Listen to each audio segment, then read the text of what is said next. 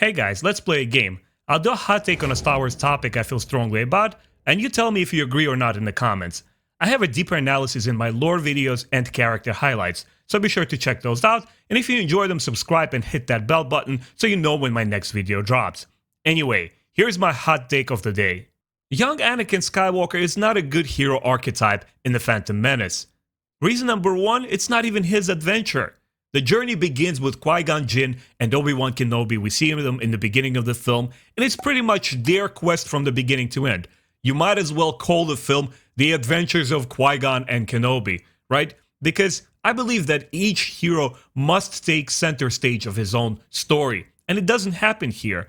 We don't even see young Anakin for the first third of the film, or maybe even half of the movie, and when we do, he doesn't really do anything significant. Everything is done for him, or it's done by an excuse through because the Force wills it. For example, the pod racing victory. We know that prior to that victory, Anakin did not only not win, he never even finished a pod race. That's a little bit far-fetched to me. You guys might disagree, so please let me know in the comments. But I felt that the victory was just supplied to him because the plot needed to move forward and we needed to push on with the story. I think it would have been a lot more convincing if Anakin was a young man, like a teenager, 16, 17 years old, and he's very eager and bold and confident in himself. Maybe he has not won any major victories, but we know that he has prior experience.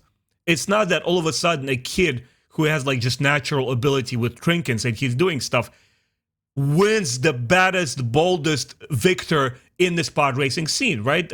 Sebulba, he's supposed to be the greatest racer, at least on Naboo. And now suddenly Anakin wins him over in the pod race like nothing. Because yeah, we need to move on forward with the plot. And yeah, we just need that victory real quick because we can't stay on Tatooine for too long.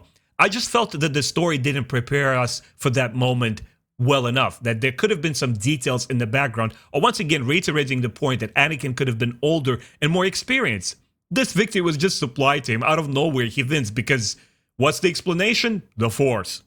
Another example I want to bring to your attention is Anakin's sheer dumb luck at the end of the movie when all the pilots fight the droid ships, right?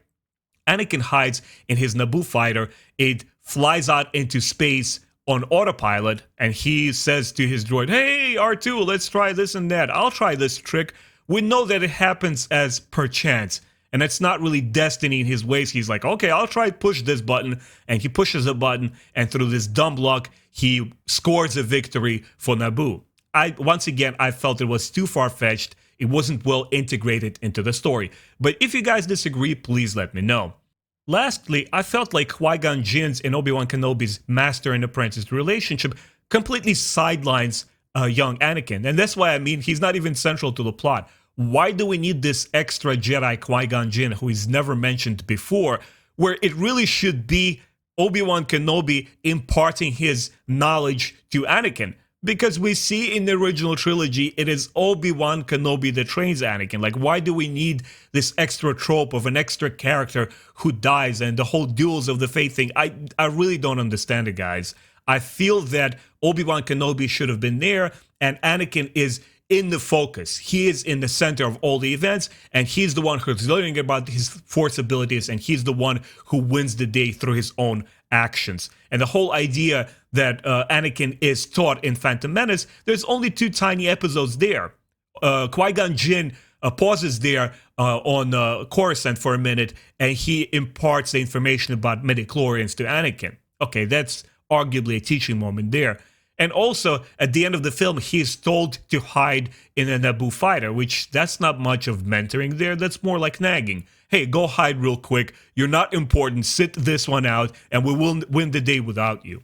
My next point is, I felt Anakin was just too young to have any meaningful agency over his fate. He's a 9-year-old boy. He can't do anything to influence the environment around him. Everything needs to be supplied for him, and it's kind of understandable. The pod racing scene.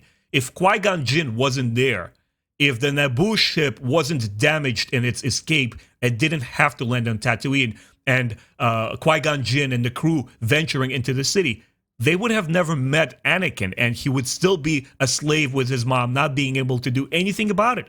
Qui-Gon Jinn goes into town. He is the one who negotiates with Watto. He makes that pod racing bet. He wins the freedom for young Anakin, and he also provides them the ride off the planet, which is quite significant. Anakin can't fight.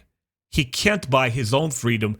He can't even have a meaningful romance with Padme, which I thought would be 10 times more interesting if in the beginning of this trilogy we see a young, impulsive Anakin who is struck with this young woman who is actually a queen, and they fall in love with one another. And it would have been given the trilogy so much more time to make that love flourish and make it more significant and expand upon it. And the last point is, I want to talk about the Jake Lloyd's performance. It's unavoidable, it's inescapable, we gotta mention this. And I think it's through no fault of the actor himself. Because when we see young Jake Lloyd, even younger than in this movie, in Jingles All the Way from 1996, a family comedy with Arnold Schwarzenegger, he's so charming, he's so sweet, and he's so lovable. And the director behind that film was able to extract all the acting from the kid and make him a very endearing character in that movie. Versus Phantom Menace. I mean, the difference is between George Lucas and Steven Spielberg. Steven Spielberg knew how to work with kids. He hired this young actor, Henry Thomas, to portray this young boy, Elliot, in the E.T., the extraterrestrial, right?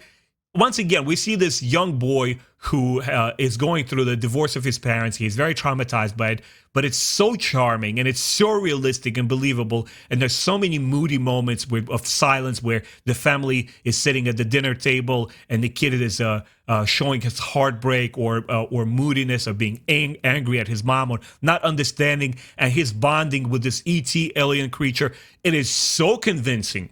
Because if you guys look at the documentaries where Steven Spielberg is shown how behind the screen, how he actually talks to the children, how he makes them comfortable, how he writes the whole script around them to bring that portrayal on screen, so it is convincing.